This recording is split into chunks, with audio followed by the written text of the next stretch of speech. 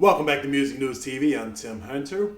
Michael Jackson, his production company at least, is going to be heading to the courtroom again.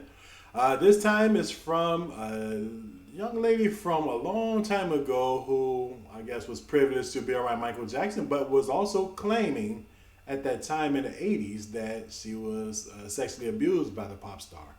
Uh, of course, around that time, Michael Jackson was advised bad advice just to make things go away just by cashing people out because he had so much money and so much business to take care of, I guess.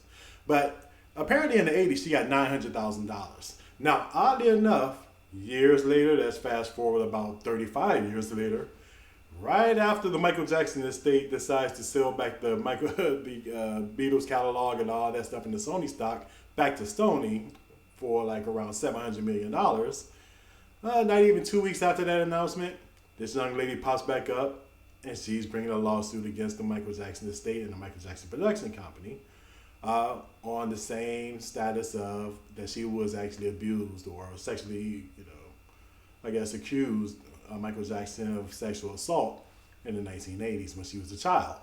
Now, does this have merit? Well, it seems like anything have merit these days. I don't want to discredit this young lady, but this is pretty odd there, and I don't know how big this will actually hold up in court. If this was the case, then this girl was actually tampered with by Michael Jackson. That's, of course, terrible. But oddly enough, right after the family wins a lawsuit, years after this man's death, after she was already cashed out anyway, she pops back up years later, wanting more money. So we'll see what happens there. We'll definitely keep you tuned in. Hopefully, we'll get some results on this sooner than later. This is Tim Hunter with Music News TV. Check us out at musicnewstv.com and also subscribe if you want more music news headlines.